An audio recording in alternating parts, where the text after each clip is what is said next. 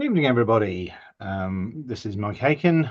I'm chairman of the Roman Roads Research Association. I'm guessing most of you already know that.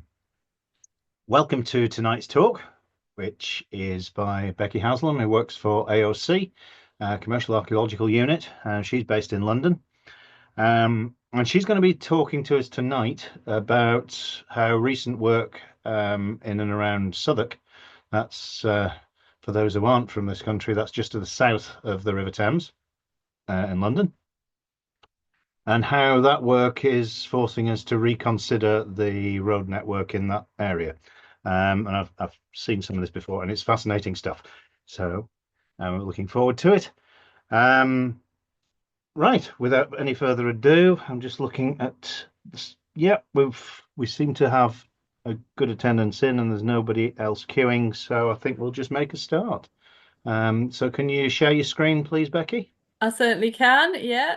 There we go. Just to remind everybody that if you have a question to put to Becky, please use the chat function, and those will be passed to me at the end. I'll put them to her for on your behalf. And make sure you remain muted and your camera's off because this is being recorded. Okay, over to you, Becky. All right, lovely. Well, thank you so much for that introduction, Mike. Yes, I'm a project manager at AOC Archaeology, but what I do need to make really clear is that this is my own private research, and to a lot of it, a huge chunk of it, in fact, hinges on the work done by a company called Pre-Construct Archaeology, who I used to work for, and who have been incredibly generous in sharing their data for this project. And it's been a really interesting thing. I've never spoken to such an esteemed audience, so it will be really, really interesting to get some different opinions. I'm sure there'll be quite a range. Um, Sorry, so sorry to interrupt, Becky. not at all. Did you share your screen? Because I don't think we're seeing Oh, it. can you not see it? Okay, well, let's just cross that bridge. Is that better? Can you see that? Looks like it. Yeah, that's Yeah, not. all Yeah, good. great. Thank you. No, not at all. Let me just get my control bar back up. There we go, lovely. Okay. So everyone can see the screen. I'm just waggling a laser pointer around on it. Is that looking good, Mike? Yeah? Yeah. Okay, good Yeah, stuff. that's fine. Brilliant. All right. So we've got quite a bit to get through. So get the show on the road. So what I'm going to do today, basically, is I'm going to present the evidence that we have unearthed kind of as a collective in London, including particularly pre-construct archaeology, also molar, a little bit of AOC stuff, that has all sort of contributed to just making a few what I would call like minor tweaks, really, to the internal layout of the Southwark roads. But as always, when you make little tweaks, that has sort of consequences and knock-on effects that are definitely worthy of exploration. So our starting point is pretty much the content of this book here, which is a molar monograph, a really excellent sort of overview of kind of all the work to date, really, that's occurred in Southwark up to sort of the mid 2000s. But obviously, the way things are now in Britain in commercial archaeology, we dig up new sites all the time. So that baseline is constantly changing. And as a result, just sort of drip feeding in those new discoveries is a really worthwhile thing, and just sort of building on what we've already got. And I think that's really what I've tried to do. So I'm going to zoom right in to just quite a key study area, which I'll show you in a second, explain how these new discoveries have changed what we thought we knew about that little area. And then a bit of fun after that is to kind of zoom out and just see what that does to the wider layout of the roads within sort of Greater London, really, and in particular how they relate to the River Thames. So um, this is basically my study area. So for anybody that's not from London or not really familiar with it, this is basically more or less where we are. So we're south of the city. The City of London is over here, obviously. We're south of that in sort of the Roman suburb that grew kind of along the major roads to the south of London Bridge. And we're focusing on that. So you can see we've got these are the major sites that in various different ways I've drawn on to try and sort of recreate this Southwark road network. And a key starting point for this is, of course, Stane Street, which comes into London sort of from, it's basically the main road, the main sort of really major thoroughfare from Chichester, and it's really famous for having this incredible sort of straight bearing that goes all the way pretty much from Chichester to London Bridge. It deviates kind of to get around difficult terrain, but it picks it up again. And from Ewell here, pretty much all the way to the approaches of Southwark, it goes in a pretty much straight line, quite extraordinary. But then when it gets to Southwark, it gets a bit tricky, and we've known this for a very long time because Southwark is really wet. So to get through that wet and boggy area, it's quite difficult to carry on that straight bearing. And we know, because we've found the road at various points on its immediate approach to London, that it goes a bit funny and it kinks and it wibbles and it moves around and it tries to cross this kind of really complex boggy area just by the most sensible route. But it makes it a little bit unpredictable because you don't quite know what it's going to do next, or if you've modelled the area correctly in terms of the geology that you think you have. So this has kind of been a constant, we've been constantly tweaking this thing now for the best part of 30 odd years, if not more. And as of 2009, this is what we thought we had. So we've got Stane Street no longer on that Ewell bearing. It's done sort of a deviation and it's coming in at a funny angle because it's tried to avoid, or we thought, this first patch of very boggy ground, which archaeologists call the Rockingham Street anomaly. But it's basically an old lake that's there's around in sort of the early prehistoric period. It kind of silts up and you're left with this sort of marsh. And evidence for a road had been found along here at various sites here. So you've got 86, 85, little bit of evidence 87, I think, if memory serves. But for something coming through here, and the most logical thing is that it's Stane Street and it's deviated to get around the Rockingham Street anomaly. And that kind of made sense, despite the fact that, you know, it's kind of bending, which Roman roads are not renowned for, but they do it. And then from there, it takes a series of sort of deviations again to get over the various channels that this is basically the River Thames. But for anybody that's not familiar with London, the reason why London is there really is because of the North and the South Island of Southwark, which makes the Thames easier to cross. So it splits what would have been a really massive river up into a much easier obstacle to get over because these islands are there. And very famously, that's why London grows where it grows, because it's basically the most easterly point along the River Thames that you can easily bridge. And that's the story so far, kind of thing. So these are the sites that provide evidence for this road. So this is the numbers are the numbers that are coded for in the 2009 monograph. These are their actual site names. I'm not going to go through it blow by blow.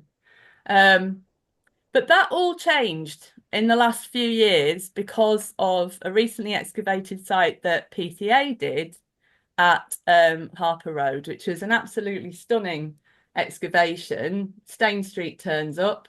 So this is Harper Road here, just highlighted in yellow, just so you can get your bearings within my study area. Stane Street turns up, beautifully so. Many different sort of incarnations of it, lots of different roadside ditches, looking absolutely lovely, but absolutely not where we thought it was supposed to be. But it's not a complete shocker because it's sticking to that Ewell bearing. So it's just carrying straight on as it approaches the sort of the south bank of the Thames, really, as it was then. So that really is my starting point. Stane Street's not where it was, so what's going on? How can we fit that in? And the So here you can see, so this is Harper Road here, so it's coming through. It's clipping this site, Swan Street, which is going to prove very significant as we run through this lecture. But you can also see it's starting to make sense a little more of other markers in the landscape. So, for example, over here we've got Lant Street and Great Suffolk Street. There's a lot of holes in Southwark, by the way. That this is one reason why I can kind of do this reconstruction. We've dug lots of little keyholes into it because there's been so much development. And that is really, really helpful because it helps you to kind of extrapolate where these things are going by looking at building alignments. So previously, this boundary ditch and the cemetery boundary just didn't really fit with the previous extrapolation of Stane Street, but it bared no resemblance to it. But now you can see, in part at least, it's slightly more closer to the alignment of it. And bear that in mind for what I'm about to say next, because more or less at the same time that my ex-colleague Ireneo was excavating Harper Road and had discovered Stane Street in the right place, as we now know it to be, but an unexpected place. I was working on the post-excavation of a site just up the road here, which is Brandon House. And I'd been writing up this site, and I'd noticed a really, really peculiar thing in that all the buildings, the Roman buildings, which you can see here on this reconstruction drawing, seemed to be aligned not with the road as projected, but with the modern course of Borough High Street, which made no sense. And it was really very strange. And I'd started to think at that early point that maybe that road was not correct and that we'd somehow got this wrong. And the discovery of Stane Street at Harper Road was an absolute godsend, because then you realise that if you project it through on that Yule bearing, suddenly everything works. And my buildings line up really beautifully with that road, and it makes a lot more sense. So that is a really good discovery, because it strongly suggests, although we haven't actually found the road itself, the orientation of those buildings really strongly suggests that Yule bearing is continuing at least as far as Brandon House. But it gets a little bit better than that. So here you can see the two projections side by side. So on the left, that's the old one that we thought we had. On the right, this is the new one, taking into account the Harper Road and Brandon House evidence. Now, what's really cool, actually, and very lucky, in fact, is that there was a site that was excavated several decades ago now, long before the advent of commercial archaeology, right here, just to the north of Brandon House, almost parallel actually with the unexcavated bit of it up here. And during that excavation, this road, which archaeologists tend to call Road 1, but basically what it is, it's just the confluence of Stane Street and this bit of Watling Street, and call it Road 1, generally speaking, in London's archaeological literature. And we find Road 1 about there. And that is really lucky, because it then enables you to create quite an accurate projection of this bit of the road, really, because we're fairly confident that it's aligned with the buildings of Brandon House here. And then we've actually physically found it here. So we know it must change direction somewhere about where my cursor is. And if you look at these two projections, this isn't just a random position. Excavations in this area have shown that the channel really narrows here, and we have this spur. Some people show it as an actual spur of land like it's shown here. Other people have chosen to depict it as a really small eyot. But it doesn't really matter whether it's a spur or an eyot. It's doing the same job. It's just giving kind of a springboard to get these roads across the Borough Channel, which is basically the most southerly branch of the Thames as it was back then, onto the South Island by the most sensible route. So that gives me loads of faith in this, because it makes sense from a topographic perspective, which is always very comforting, because you can kind of see a logic behind the choices that have been made.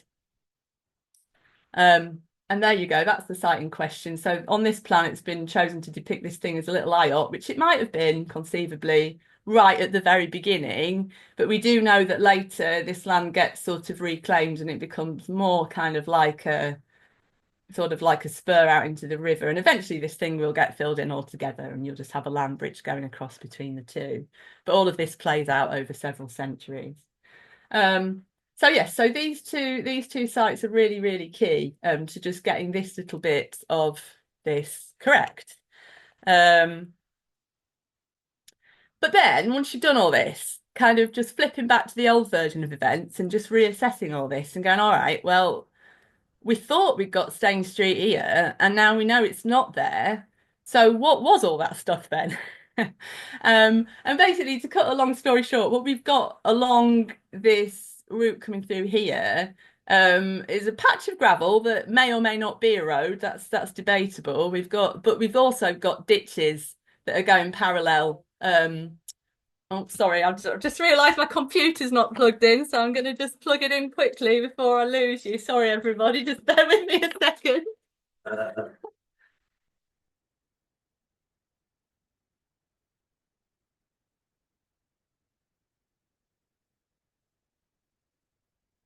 Sorry about that. That's what you get when you rush back home from a nearly missed train. Anyway, apologies for that. So where were we? Yes, so I'm just trying to explain to you like why we have what was that, you know. And I think the ditches that are kind of running along on this sort of orientation really do suggest that there is something there, and we think it's probably a road because it would make sense that all of these archaeological structures are sort of hanging off that alignment, but we know it's not Stane Street. So there's a possibility that there's an extra road there that we didn't know that we had. So then I thought, all right, well, let's drop it in and see what happens. And if you drop it in, see what happens, this is basically what you get. So I've called it just to give it a name, just so everyone can sort of understand what it is. I've called it Road 3 and it's coming up through here. So you can see it kind of here. This is the old projection of Stane Street coming through there, just so you can see how I've got this, like what it's based on. So the old road network is dotted in on grey consistently throughout, and then it reverts to the layout shown in the 2009 monograph, the Molar monograph. And you can see when you look at this, like there's one site here that really stands out as a key point of interest, and that's site 3, which is the old sorting office site at Swan Street. Because in theory, you know, this is sort of slap bang right in the middle of the nexus of all of this, all of these roads that I'm trying to fathom out whether they're real or not, you know. So taking a closer look at that is something that is very worthwhile, very interesting, actually, more interesting than you might imagine. And we're just going to take a little bit of a deviation to explore land use at Swan Street, because it really does support the existence of all these different roads for various different reasons. So let's just drill down into that. So sorting the old sorting office has got to be one of my favourite sites in Suffolk. I've always found it really fascinating, but I've always found it really strange, and I've not really had that much of an explanation for the strangeness observed until now. So you can see this is basically Swan Street. This is an extract from the publication, so if anybody wants to go and get it from the horse's mouth, that's the reference down there. I think it's free online, it's open access now. And this publication was written by another former colleague of mine, Mark Beasley, sorry, who was quite foresighted actually in some of the things he said, but we'll get back to that in a second. And you can see very, very luckily that the exact area that I want to look at has been excavated, which is brilliant. So if we look at this, you can see that we have kind of this bizarre array of ditches that really do look quite odd. And you know, part of my bread and butter on a daily basis is to try to sort through archaeological sites and put them into phases, basically. So, you know, coherent episodes of activity that belong together, you do that through the stratigraphy, you do that through the dating evidence, but you also do it through the alignments that you can see, to try to create a landscape that is coherent. And if I didn't know any better and I just looked at this without any background information, I would look at it and think, crikey, those ditches do not look like they're in the same phase. They're all over the place. They're at strange angles. They don't really work together. What's going on? This is Swan Street in the very, very early Roman period, by the way, so mid-1st century. Now, if we take that plan and we just compare it with the road network, something kind of cool happens. Because if you look at this now, you can kind of see where these frames of reference might be coming from. So basically, these ditches are running parallel with Watling Street, which is just over there. Stane Street's coming up through here, and everything's taking these features are taking their cue off Stane Street. And then this ditch here and this ditch indeed that's coming off at a right angle to it could be part of the evidence for my proposed road 3, which is coming through here. And this is creating this really strange triangle of land.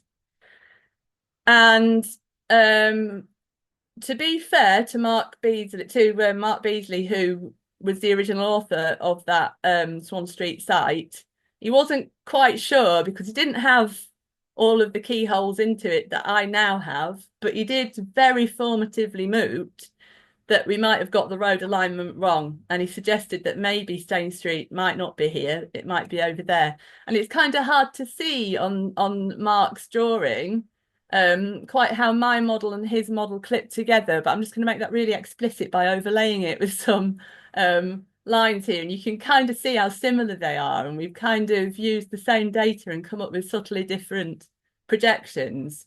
So it was quite foresighted, I think, this work, based, with none of the smoking guns of Harper Road or Brandon House or anything to lean on. But also, land use at Swan Street is just really, really strange. It doesn't quite fit with anything else. So kind of to the north of it, you've got settlement. You've got to the south of it, you're starting to go into the cemeteries there. And it kind of sits in this middle place, and it's surrounded by these roads. And what we find on Swan Street, on kind of running from the mid-1st century all the way through to sort of the mid to late 2nd century, are ritual shafts, and quite a lot of them, and nothing else to speak of.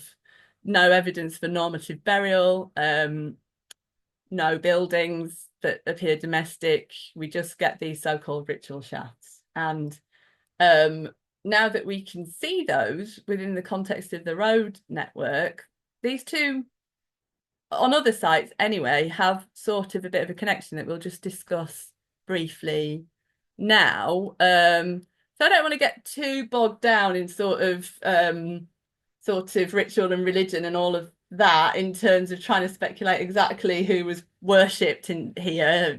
I mean, you're just sort of clutching at straws, but I'm only using these as examples really to try to demonstrate that these sort of liminal place, it's a liminal place without a doubt, because you've got sort of occupation at one side of it, you've got cemetery areas to the other side of it, and it's also hemmed in by boundaries that are themselves quite liminal. And these liminal spaces are used often in sort of those sorts of ways, certainly by the British before the Romans even arrive, but also by the Romans themselves, and you can get a feel for that in some of their mythology. For example, there's the goddess Trivia, who's a great example of this, and she's actually name-checked as a goddess that's associated with three-way crossroads, which is quite interesting considering what we've got there. And in addition to that, another crossroad god, very famously, who's incredibly popular, of course, in Britannia, is Mercury.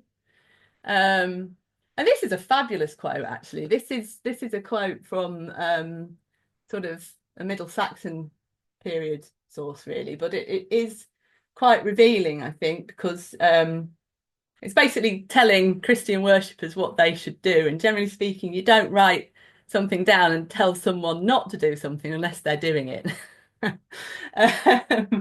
So for a man of the cloth to write, no Christian should make or render any devotion to the gods of the trivium where three roads meet, I think it's quite compelling to sort of add a little bit of fuel to the idea that Swan Street might have been perceived as a fairly special place in the Roman period, when it's hemmed in with not one set of crossroads, but three. So, I think that is a really worthwhile point. But it's also not alone in terms of the distribution of ritual shafts in urban settings. They're more commonly associated actually with the Cardo and the Decumanus, interestingly. But basically, we're looking at major road junctions, which this is. You've got Watling Street and Stane Street basically coming together. So it kind of does fit within this bigger pattern, I think. Dorchester is a really good example. There's a good article on that, Woodward and Woodward 2004, which you can, if you can pick up a copy of that, it's a very interesting read.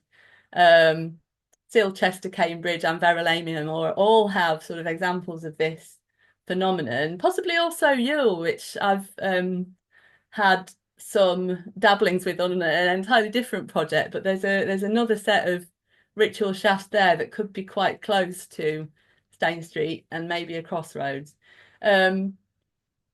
So now I think in light of this new road network, Swan Street starts to click into something resembling a wider pattern.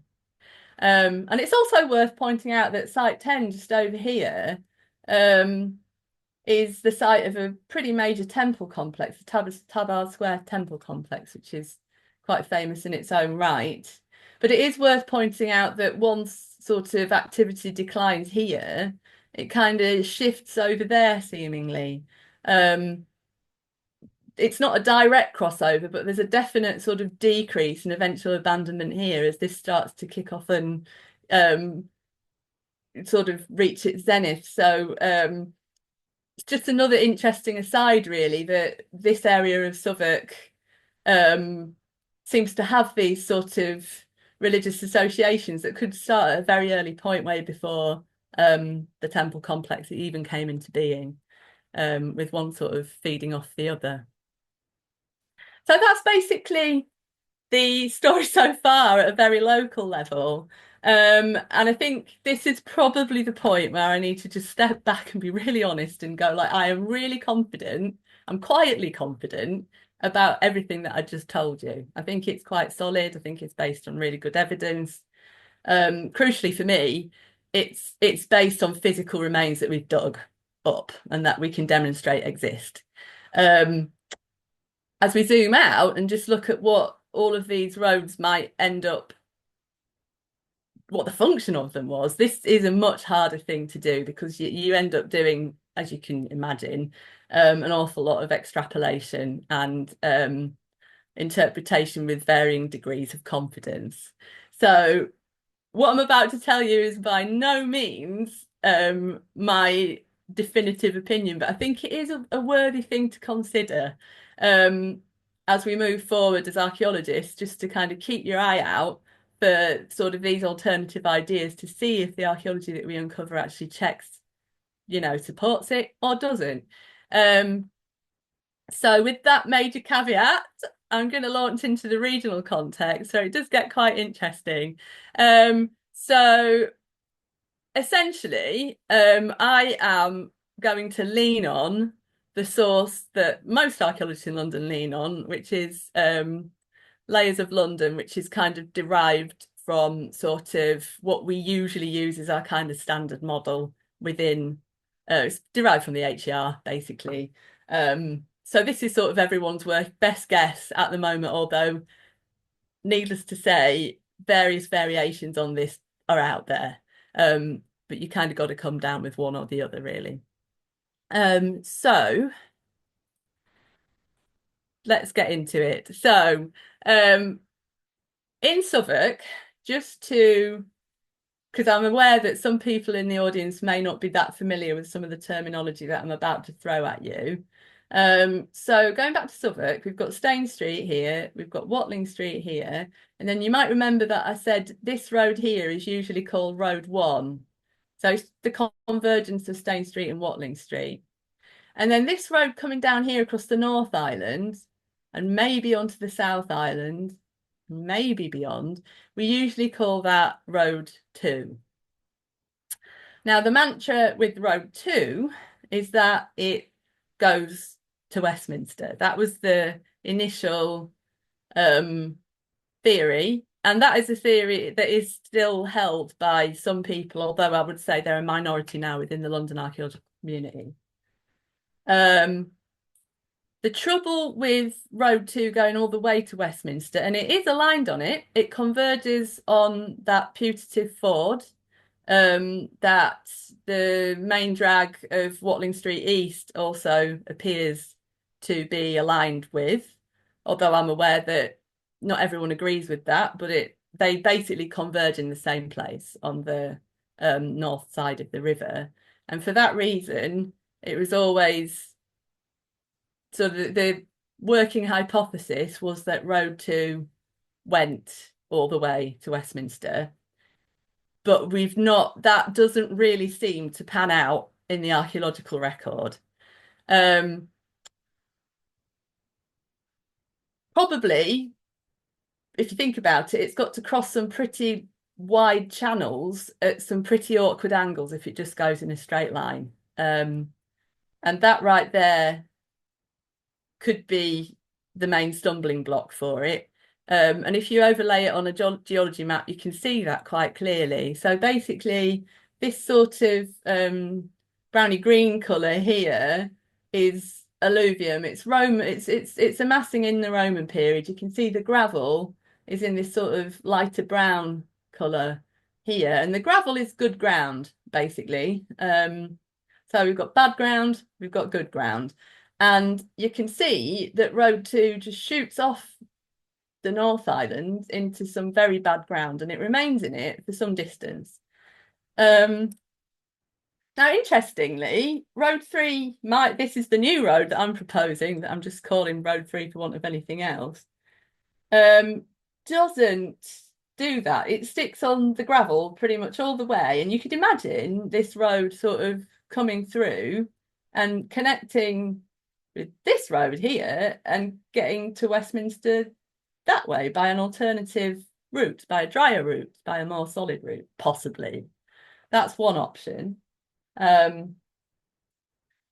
Now, there are some believers in Road 2, and it's a hotly contested subject, shall we say. I guess the main takeaway is whether it really did go to Westminster or not is doesn't really make that much difference to my Road 3 debate, but I personally am really not sure about it, because I just want to find the physical evidence, and we've dug several holes along the route of Road 2 and we've not found it.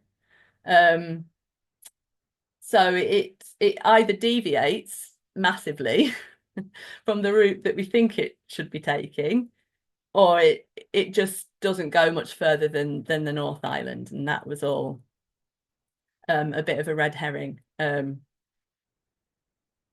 So if we look at Road 3, because there is more than one way to, this isn't really the end of the line sort of for my extrapolation of Road 3. So basically, this map that you can see here is a very stylized version of the Layers of London map that I showed you earlier on. So it's basically based on the London HER. And I've ripped it off the internet, and I'm just going to kind of redraw it based on what I think might be going on as the sort of the best visual aid that I can give you, really. So the first thing is, I'm not sure about Road 2, so just to be generous, I've dotted it on as a possibility, but I'm definitely in the camp that doesn't think it went to Westminster. That, prove me wrong. Somebody just needs to go find it. And then I'll eat my words.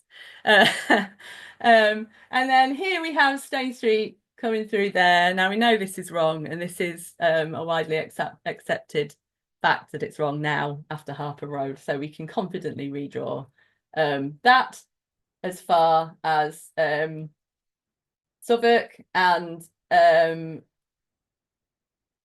I've put on this is the new road, or road 3, coming through here, and I've extrapolated it as far as Watling Street, but it doesn't have to stop there. There is a slightly more controversial option, and that is to keep it going and to have it hit the Thames there. And the reason that the reason that I suspect this could have been the case, at least for a period of time, is because Watling Street to the north joins it more or less in exactly the same place on the opposing side of the river, and that is a bit odd. So are we looking at something like that? Have we got a ford at Vauxhall? This sounds a really controversial thing to say, but just speaking as a London archaeologist, I mean, I've dug a lot of holes around this area now. We know it was probably fordable or crossable sort of in the earlier Bronze Age. The water levels are coming back down sort of at the very start of the Roman period. And so in Southwark, you quite often get peat that is exposed in the Roman period. It's got Roman artifacts pressed down into it. But if you carbon date the peat, it's Bronze Age. So that what that's telling us is that those surfaces are getting re-exposed at this time, and those water levels are kind of growing to be similar. So from a geoarchaeological perspective, it's not impossible that you could have got across at Vauxhall at this point in time. If you model this area, which has been done, so Mola have done a big model of this particular patch. So you're very close to where the Tyburn comes in here on the north bank. And it looks something like this. So this is the approximate location of where the sort of the north side of this possible ford that I'm talking about is, if you just take it all very literally. But if you think maybe if we just out a tiny bit and there's been a little deviation or a course correction or something, and they're actually crossing to here, that this is starting to make quite a lot of sense, because then you've got this sort of spur of solid ground that's sticking out into the Thames that you could then cross comparatively easily. So don't forget, when I'm showing you these dotted lines on maps, which I'm going to do again in a minute, I'm not proposing that these roads are necessarily going completely straight. This is sort of the bearing, if you like, or the plan. But it's not necessarily the exact course of the road. In fact, it's highly unlikely to be, because the topography is going to be a bit tricky. So anyway, so we now have to ask that tricky question: did the Romans ford the Thames at Vauxhall? And I'm going to briefly explore this now, because I'm really not sure myself, but I think given what you've just seen, you have to ask the question, and at least give it some kind of credence as a possibility as an archaeological community. So the first thing to do is to just look at sort of the distribution of Roman find spots. If you've got a ford, you normally get quite a lot of activity around it. The traffic slows down, it's got to get from one side to the other, people are queuing up, that attracts commerce creates settlements, blah, blah, blah, blah, blah. And so normally you would expect to find quite a lot of activity as a marker of a ford, if it exists, and then just to sort of really ram it home, my company recently uncovered this site up in Cambridgeshire. This is a geophys plot. And you can see we've got a river here and a probable crossing here, and you get this lovely town that grows around it. You're expecting something substantial if you've got a long-lived ford. And we clearly don't have that at Vauxhall. If I just go back a slide, you can see these little red dots are find spots, and we're in a bit of a barren patch. There's really not a lot there. this kind of undersings it a bit. There is a little bit of Roman activity down here, but it's definitely not enough to try and argue the case that there was a long-lived ford here. I don't believe that for 1 second, to be honest. So how do we make sense of sort of these conflicting explanations? But I think it is possible, and you've got to kind of remember what we've seen with Road 2, that it does seem to have this strange serendipitous convergence with Watling Street at Westminster, that they all seem to converge on that point. And, you know, that might be telling you something, that it's being used as some sort of survey point or something like that. And we could be looking at something similar here. So, you know, maybe it didn't actually go there, just like Road 2 never went there. That is a very real possibility. The only way we'll find out is by digging more holes, basically. But let's just assume for a minute that it did. Why then would it do that? Like, what is the explanation? And one possible explanation is that it's a flash in the pan and it's a conquest era thing. And that they're trying to sort of consolidate their grip on this bit of the world. And if you think about it, let's just say, I know not everybody agrees with this, but if Westminster could be forded, and that is what Watling Street and that alignment is about, and then you've got another ford just down the way at Vauxhall, so you've got two quite close together, and you're an advancing army, what are you going to do? And I would say that you have to secure both of them. It's tactically advantageous for starters because you can use it in ways that, you know, if you've only got one, that's the only possible route. If you've got two, you can sort of make out like you're going to cross by one and then cross by the other. You can do exactly that and then try and encircle people by turning the flank on them or something like that. But ultimately, the real takeaway is if you've got two fords that are right close together like that, you have to take both of them if they exist and they're fordable, because otherwise you're just handing the other position to your enemy, and that's no good. And no army worth their salt would do that. So you would have to take both, and that could be one possible explanation for this.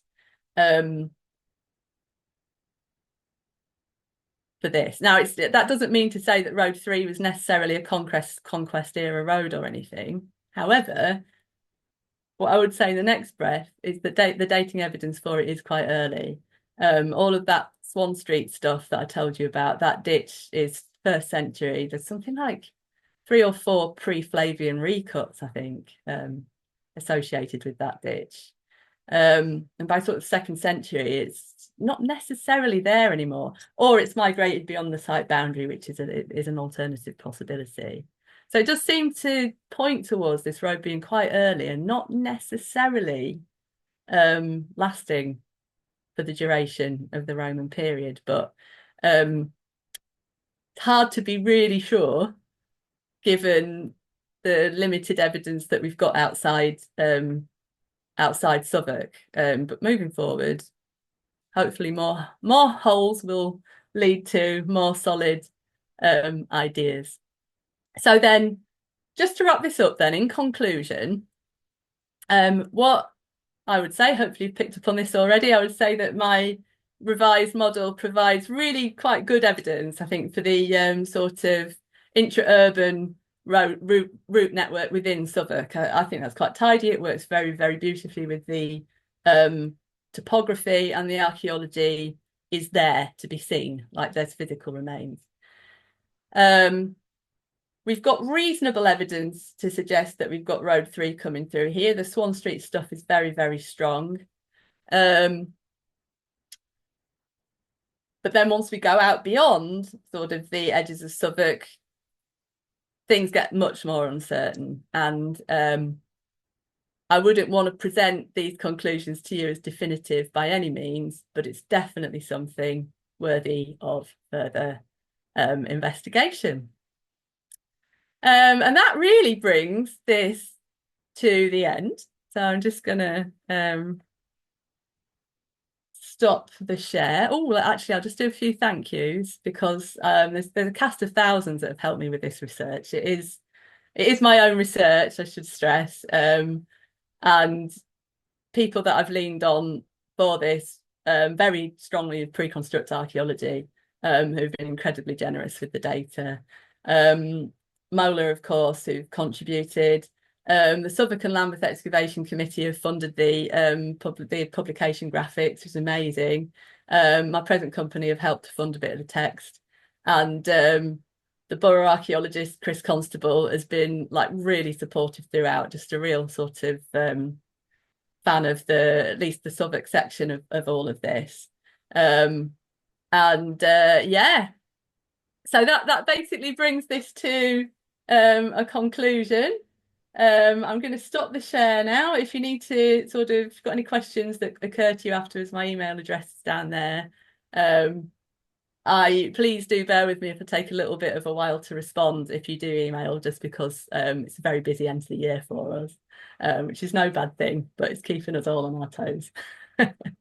Anyway, so thank you all so much for listening. I'm going to stop that share now, and hopefully we've got a few questions.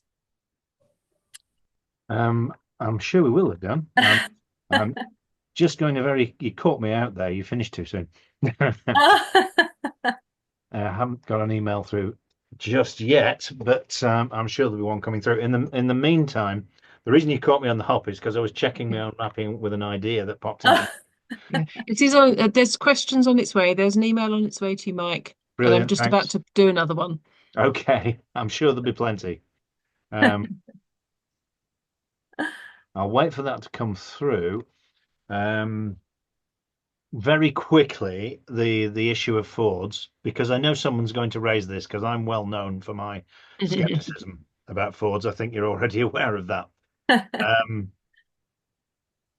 It's a long-held assumption and belief in archaeology that Roman fords are all over the place, and they're simply not. The evidence doesn't support it.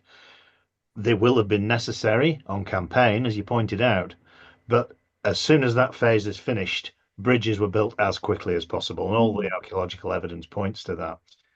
But the idea of there being a ford at Vauxhall might actually make some sense. It's not bang on, but it is actually very close to the main alignment of Watling Street further east. Right. Very close. Okay, yeah. So your idea about there possibly being some sort of survey point there may not be far off. Okay. Well, I mean, that's what I've been checking in the last 10 minutes. It's just really, really strange that you've got, more than one heading to that spot. And it's alerting you, I think it's alerting you to something, like to some indicator in that position that is of some significance to the way that this was established. Yeah.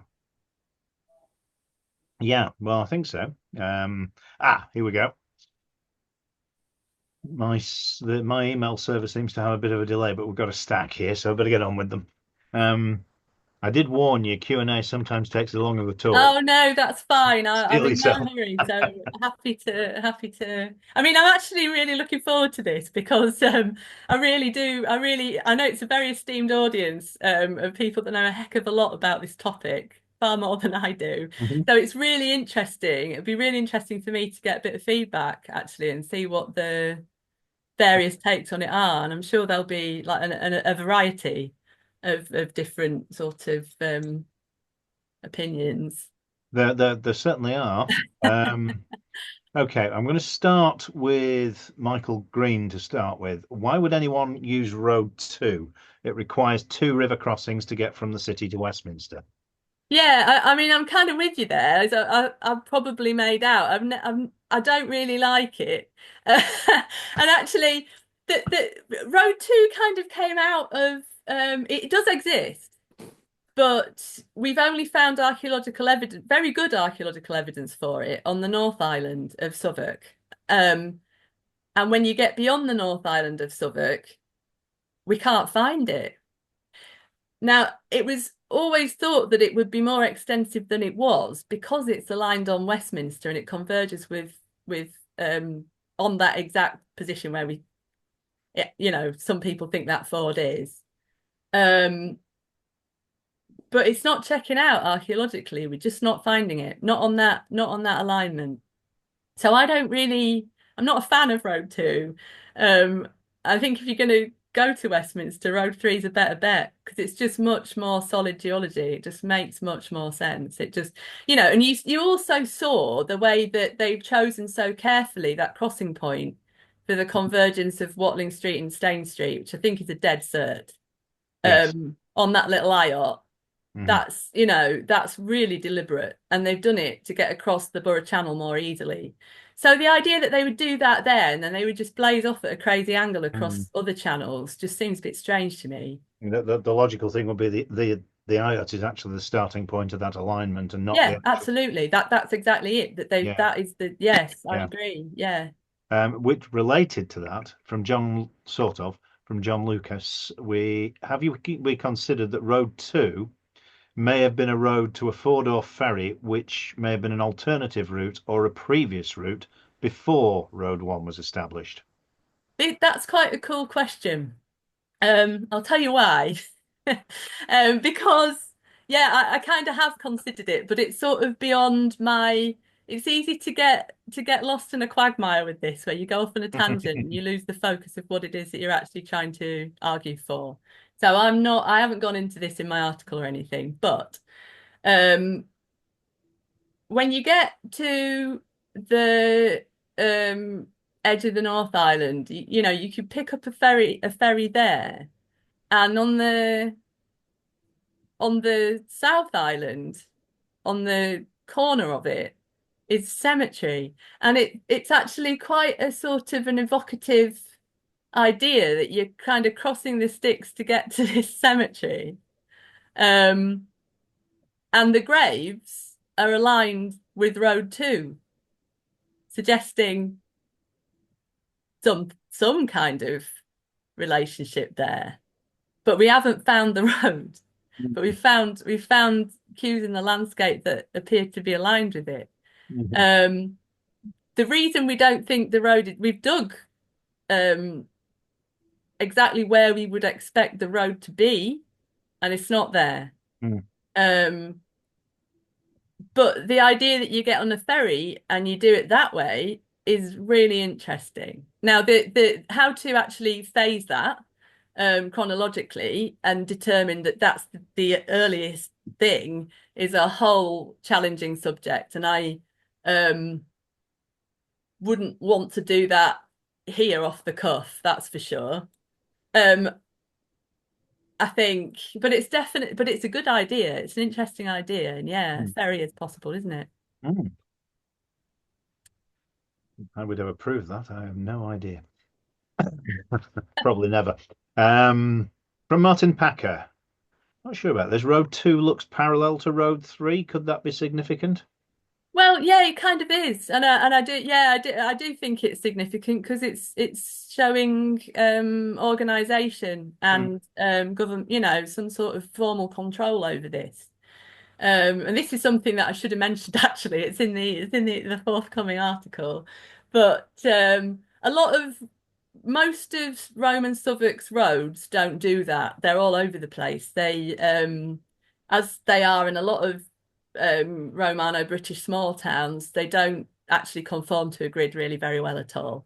They that's partly because of the complex topography. They'll kind of follow IOT edges or channels or whatever, and they just sort of take a line of best fit really to fit as much in as possible. But then when you get these big planned ones, buildings, ditches, things like that do respect the big planned ones.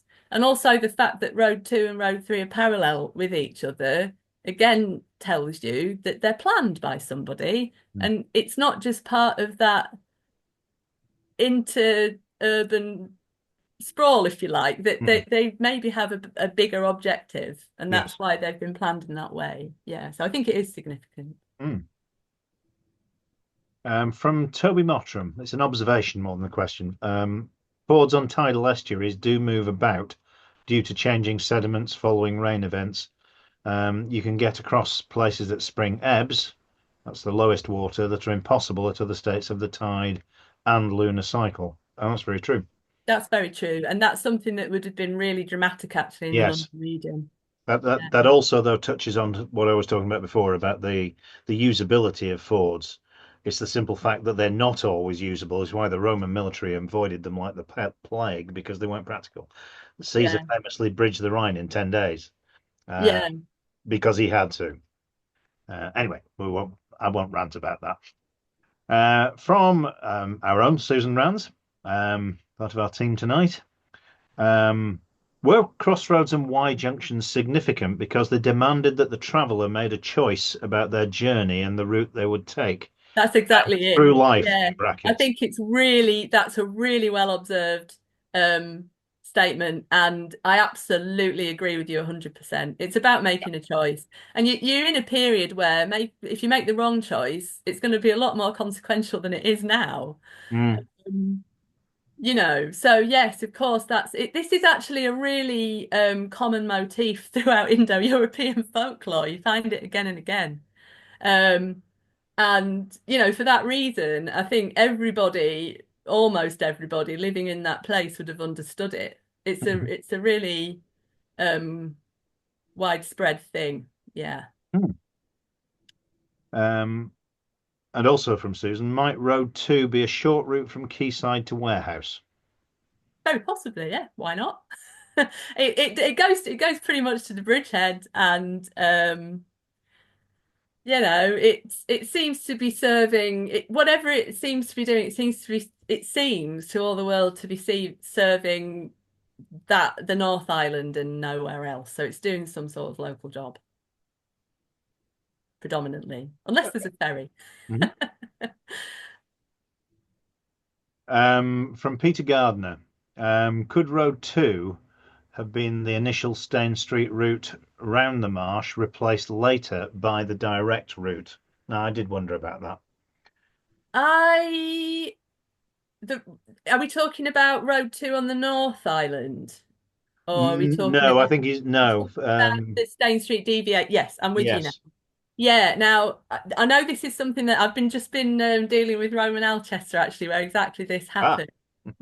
So I can see where you're coming from with that, but the excavations at Harper Road would strongly suggest otherwise, because we've got very good preservation there. We've got a massive multi-phase thing going on. We've got evidence for roadside ditches from a very early point onwards. Also, so unless it's a real flash in the pan thing, really fast, that seems unlikely. I think also as well, it's worth pointing out in this context is that the sort of the Rockingham Street anomaly may well have been overplayed quite badly by everybody, because we were trying to explain our strange discovery of the Southwark evidence, and it's like, why is this here? And it seemed like a logical consequence that, well, okay, well, what is it? All right, well, maybe it's the Rockingham Street anomaly. But actually, if you project it, you'll see that it only really just clips the very edge of it, not the deepest point by any stretch. And you look at it and you think, oh, they could have done that easy. So I don't think so. I think that combined with the Harper Road evidence suggests that you're looking at some other thing, plus the kind of weird convergence with Watling Street North, which is also a bit odd. That it does that. I find that bit of a stretch to think. Okay. Yeah. We've got plenty more coming. Another observation rather than the question. I wasn't aware of this. Kennington, this is from Anthony. This will be Anthony Durham, I'm sure. Kennington is a place name typical of Roman road river crossings, with dozens of instances. I wasn't aware of that. Is it really? I'll take Anthony's word for it. Blow me down. I did not know that. I will definitely be looking into that, Anthony. Yeah, I wish I'd known before I put the article out, I have to say. But it's been reviewed now, so it's too late. You can do a different version and put it into itinerary. Well, anyway, yeah, if you'll have me. Not that I'm selling our own journal at all. Wouldn't do that, would I? No. From David Britt, he's just doing this to annoy me. I'm sure if the army could cross the Menai Straits, they could swim the Thames. Yes, they wouldn't do it more than once, though, David. Oh dear. He's got a point. I mean, yes, of course, the army did cross rivers. They had to.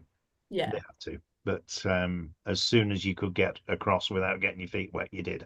No, I think, but to be honest, that does tie into what I'm saying because I It don't think it does. lasted for It very long absolutely does. time. Yeah, it Really does.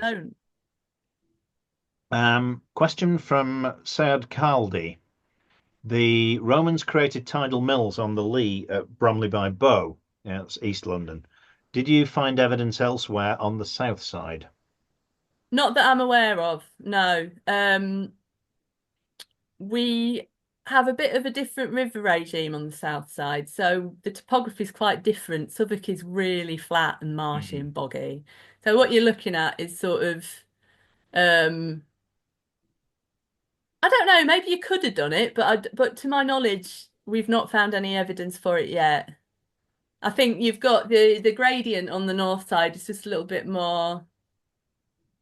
I don't know. Maybe you could, but we don't have any evidence for it yet. I think that's just the basic answer to that question. And the next one, from the Digging Gardener. He's one of our regulars. With the, I think it's he, I'm not sure. With the projected end of Road 3 fording at Vauxhall and aligning with the projected end of North Watling Street, it seems that while it is the Roman way to just plough through the landscape in a straight line, it's not ideal to have a ford on a bend where erosion would be greatest. Is there a date on when the Westminster ford was established, as it may be that it was moved there due to erosion at Vauxhall? Oh, um, the Westminster data is not great. So, we've got, if anyone feel free to jump in if I'm getting this wrong, but I think the Westminster dating evidence is more suggestive of a not of a very early Roman date, but a slightly later one. So we're talking like late first onwards type date. Mhm. Um, so it's it's not it's actually it's got more evidence and later evidence for some sort of Roman settlement of some kind there than Vauxhall, because that doesn't really have hardly any, well, nothing, but very little in comparison to Westminster. What I would say about Vauxhall though, in that spot, pretty much in that exact spot, we've got loads of really good Bronze Age evidence, including a bridge potentially, or at least a platform out into the river, um, for it being a hive of activity, and it's been widely mooted that they're crossing there. So that's what the archaeology suggests. And as I said earlier on, by the time you get to this period, those water levels are starting to get pretty similar again. So regardless of sort of the modern river morphology that we see now, there is some evidence to suggest that this has been a focus point for a while, is my best answer, I think.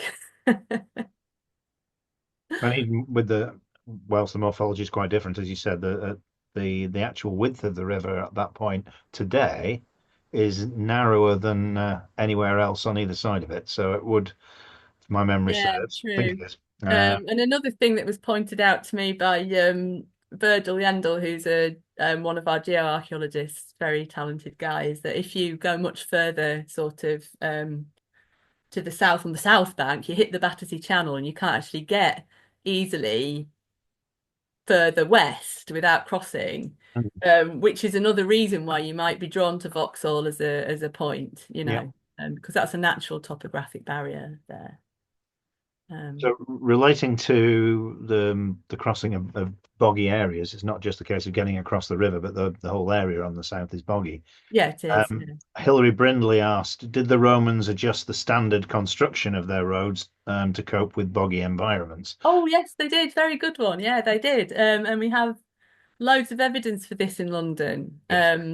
So the nature of that road changes all the time. So the bit in at Harper Road that you saw of Stane Street, it's kind of what you might more classically imagine to expect with your lovely metal surfaces and whatnot. But if you go further in and you start to get to the crossing of the Thames on the little IOT that I told you about, or spur, whatever you want to call it, where the road bends, there you've got a timber corduroy in the early Roman period, which would have been a bit more practical, I guess, in that position. So yes, it does, and obviously we know from elsewhere that they would raise them up as well, which they do at Alchester, don't they? I mean, famously, and it all over the place they do it. They build them up, and that that we have. Newington Causeway is not the course of the Roman road. It's a later road, but it's a later replacement for Stane Street. But it gives you a bit of a clue how they might have contended with that area by raising it up to form a causeway type structure. They would have. There's no doubt in my mind that they could have got it past the Rockingham Street anomaly really easily by just using some of these techniques that we're talking about here. Yeah. Yeah, there's plenty of evidence, as you said, for the way that they did it. There wasn't one standard method. There were several different ones. Usually involved sinking of piles. Sometimes just corduroy, as you said, laid straight onto the bottom. But those seem to be relatively short-lived. I don't know what the evidence you've got there Yeah, is. the timber corduroy is quite early, but then there's quite a lot of land that's really early. And then there's quite rapid fire land reclamation that goes on in that Right. bit of Southwark. And then they can build a more conventional road really not very long after. Yeah. Yeah. It's as well that they did. There's a relatively recent excavation in the Netherlands where they were building a motorway, knew there was a road there somewhere, found it. 470 oak piles were lifted, on which there was one, you know about this, there was one that had an inscription from the second cohort of civilians. It's about only a third, I think, that we've got in Northern Europe from actually recording the unit that built them. So if they hadn't put the piles in, we wouldn't have known. I digress. Anyway, more questions from Tony Keane. In Dio Cassius' account of the Claudian invasion, the Romans are stopped at the Thames where the Britons cross by a ford. The Romans then send a party of Celts across, also across by a river a short distance upstream. Could these locations be Westminster and Vauxhall? Well, Westminster Ford and Vauxhall Bridge, question mark. They could, or the other way around. But I think the trouble with that source is that it's kind of a lovely source and it gives you a little bit of a teaser in that it was contested. So when I talk about having two fords close together, if they really were fordable, you can imagine why you might want to take both of them because you're dealing with a contested situation. But the trouble with that source is there's lots of different people that have twisted it and used it to try and identify many, many different places. And for that reason, I'm a bit wary of it because you can, it's been used to describe Tilbury, Londinium, Westminster, and what now, Vauxhall as well. So, for any of those, you can come up with a second candidate along with your one that must, people could say, okay, well then it's London Bridge and Westminster, or whatever. So yeah, it's a lovely piece of writing and fun to read, but I'm just a little nervous of using it to sort of really back up what I'm trying to say because everybody has. And people often tend to forget he was writing almost 200 years after the event. Not quite, but a good time after. So how accurate any description is going to be with that time gap, there's nobody around who was there at the time, so he can say pretty much what he wanted to. Who knows? I've turned the wrong screen off. Just bear with me. There we go. From Mark Willingdale, the Harper Street excavation photograph includes a ditch along the edge of the road, which seems an unusual feature. Is this a drainage gully beside the carriageway? So what you've got to remember with this road that you're seeing there is you're looking at a multi-phase thing. Yeah. So quite commonly, very normally in London, the road will be flanked by ditches on either side. Yeah. it's a very long-lived thing, this bit of Stane Street, and it shifts about a bit. Not much, but a bit. And the ditches move about a bit. And they truncate and cut through earlier phases of it. And so when you're looking at that photograph, it can be a little misleading because Yeah. you're not looking at everything in phase with each other. So in post-excavation, we would put the road in on a plan with the ditches that we think belong with it and extrapolate it to fill in the gaps that have been taken out by later incarnations of it. And we'll build up that pattern of how the road has evolved from its conception in the mid-first century all the way through to its eventual loss, you know. And it's quite a complicated undertaking. So that's it. I'm imagining that what you were looking at was a roadside ditch, but it probably wasn't in phase with the main metal surface that forms the main focus of the picture. I think what Mark's getting at, without saying so, it's becoming very, very clear now from increasing numbers of excavations, hundreds of them, that away from urban areas, the ditches are very rarely next to the road. They're Right. usually quite some distance out. Okay. Sometimes the space between is actually metal, as there is in northeast London, Right. crossing the Lee, close to it. The main road to Colchester. But when you get into more urban areas, that's a complete change, or areas where you've got settlement, roadside settlement, encroaches on the road, so you get the ditches moving in. It is complicated. There's no hard and fast rule about this, but we are starting to see that the normal spacing of ditches is some way out. Margaret actually recognised this nearly a century ago, and it seems to have been completely forgotten. Anyway, moving on. John Lucas again. As an advancing army, they would have initially followed existing routes. They would then have created a short-term improvement by reinforcing it, and meanwhile, they would have been looking for better routes, which would probably have then become the main route. But why get rid of the first route? Because it's easier to get an army across a river if you have two axes of advance. Sorry, losing my voice. Two axes of advance, surely? Question mark.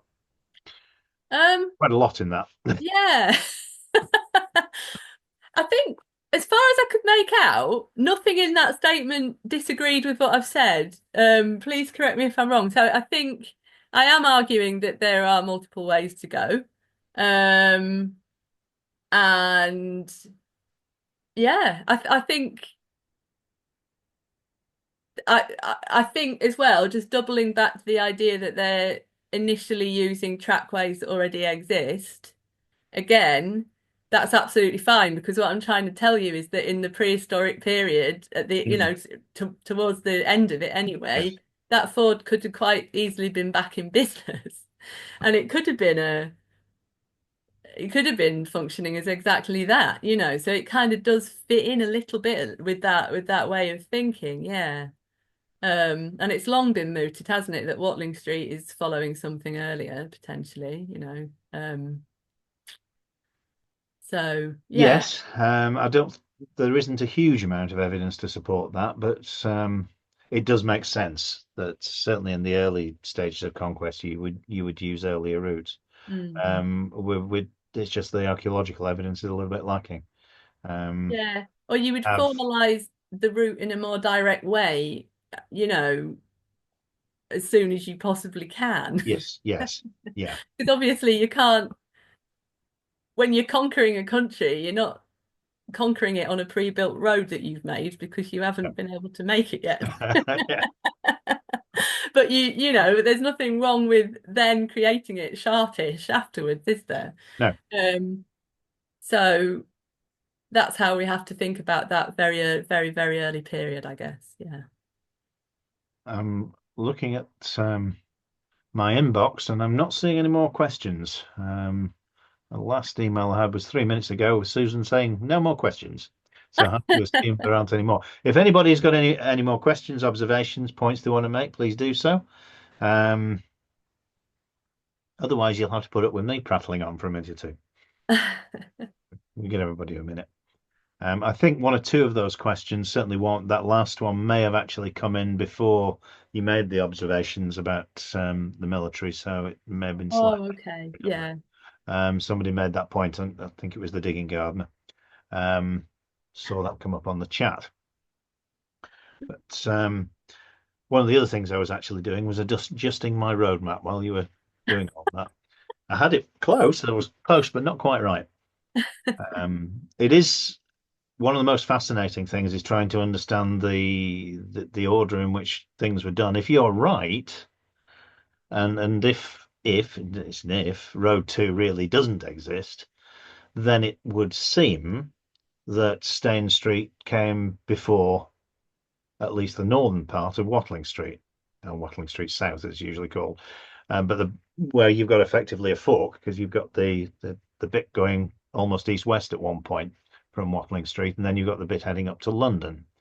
But that seems to join Stane Street.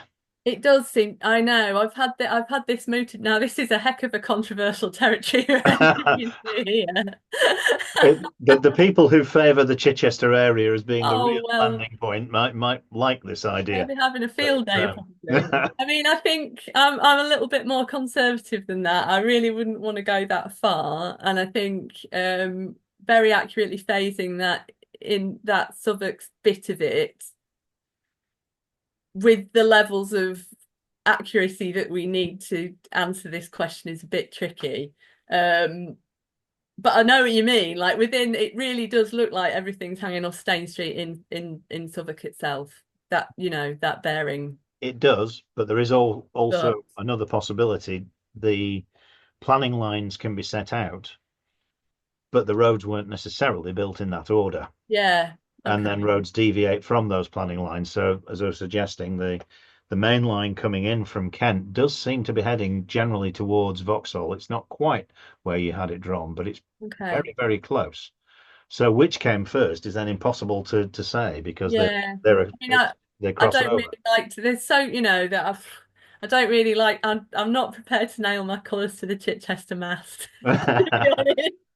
It's always possible, of course. It was a two-pronged attack, and both were used. Not at this point. No. I think this discussion is probably going to go on for the next 200 or 300 years. Been going on for that now. There's still no more questions, so I think we'll probably Mike, there's just a note's come in from John Lucas coming back to it's in the chat. I was just about to send it to you. Just read it out, Susan. He's saying I'm agreeing entirely with Becky. My point is that military logic dictates that advancing into hostile territory, you always try to maintain momentum and keep the enemy off balance. But as soon as possible, you then construct supply transport routes using your superior technology. However, the old route would still be there, and any decent soldier would never destroy a route which just might come in handy someday. Which, that's that's his rejoinder. So, which is fair enough.